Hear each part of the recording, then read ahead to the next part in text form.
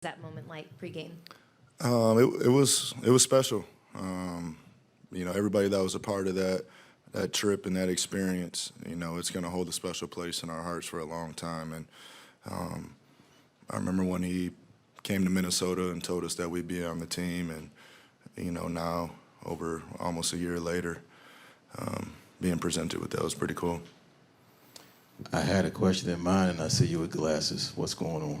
Blue light, man. I got to stay off this phone. Curious with the end of the game, in the free throw game. I know that there's something that teams have to make a call on. Do you foul or not foul? What's your theory on end of game situations where that potential is there to foul to make it a free throw contest?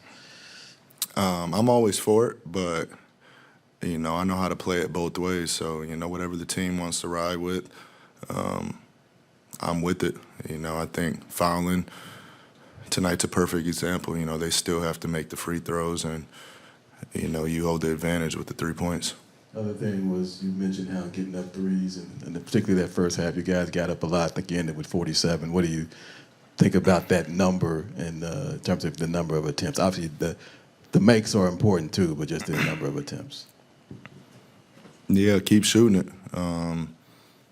Everybody shot it well tonight, but still encouraging if we come out and shoot blanks that you still have to get them up.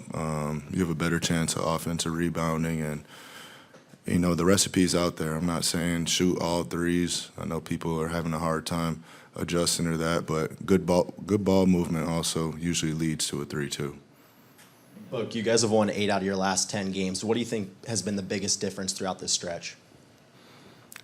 I'd say defense.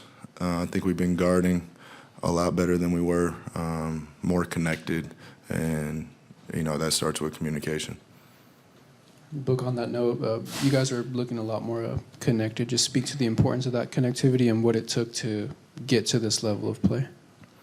We still have room for improvement, but it takes accountability. It takes leadership, amongst everybody. Not just coach, not just Kevin, not just myself. It's an open dialogue throughout the whole game. To figure out what's going on and how you're going to adjust. But at the end of the day, you got to play hard too. Book, Coach talked about how you exploited the pick and roll tonight. Just want to get your thoughts on that and how you were able to sort of exploit some of those mismatches. Just reading the defense, taking what the defense gives you, and being a scoring threat, opens up shots for other people on the backside. So, just process of elimination. Thanks, Book. Appreciate it. Tonight, what did you just see from the overall team effort from beyond the arc? Yeah, I think guys are being aggressive, looking for them, finding them, all the different environments where they can happen. So, we needed them all. So it's good to see. No Ryan Dunn, but you had Grayson Allen coming off the bench with 18 points. How instrumental was he for you guys tonight? Yeah, Grayson is great. He's one of those guys that, obviously from the three-point line, he's special, but I think he's special driving a closeout. Had the great drive in the first half and the footwork around the basket. So he does a lot of things. I don't know if he got any tonight, but he works the offensive glass. He's got just good timing. He was good for us tonight. Coach, just had a couple of things real quick. First, what made you start Royce? And then second, what made you go with Mason down the stretch? Yeah, Royce, I think he gave us, a presence on Harden. We had a lot of different people we were going to throw at Harden, but I think starting with Royce and then coming with Brad, I thought Brad did a great job on Harden, did a great job on Kawhi.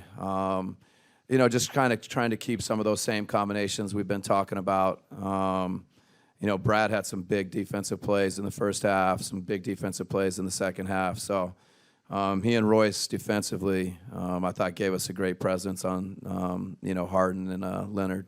And then Mason, what made you still go with Mason at the end? Yeah, just, a little bit of gut.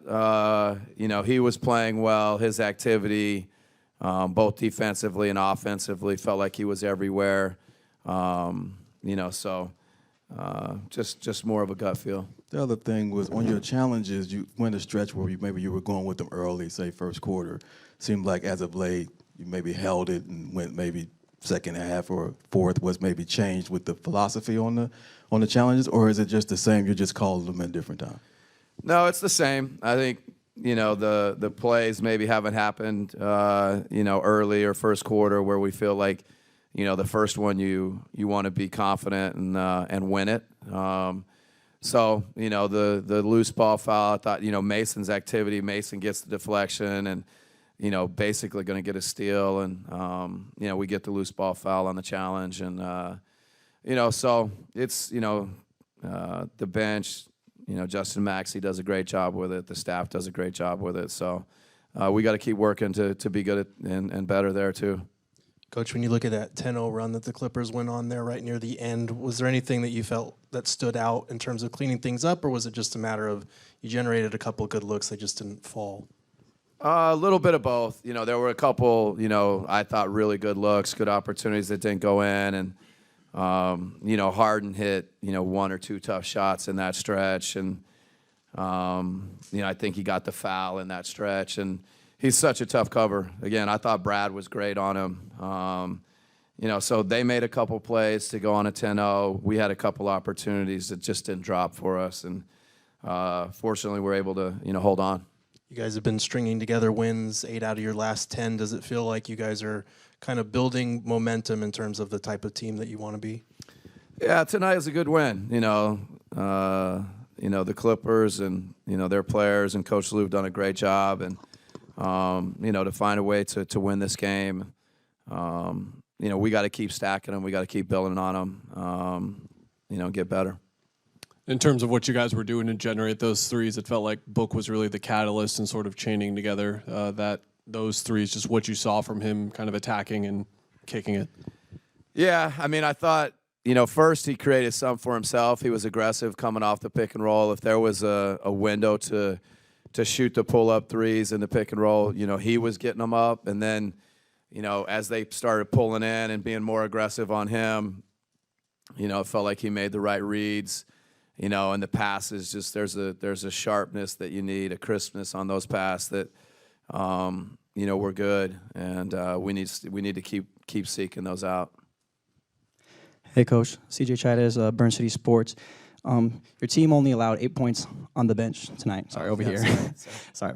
You only allowed the Clippers to score 8. The Clippers bench to score 8 points tonight. What did you like, or what was working for you guys out there against their second unit tonight?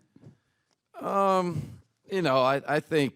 They're, the ball's in Harden and Leonard and Norman Powell's hands a lot. Zubac had a big night. So we didn't do anything, unique or special against, their second group. I think it's just one of those kind of little bit quirky things that happen. All right, thank you, guys.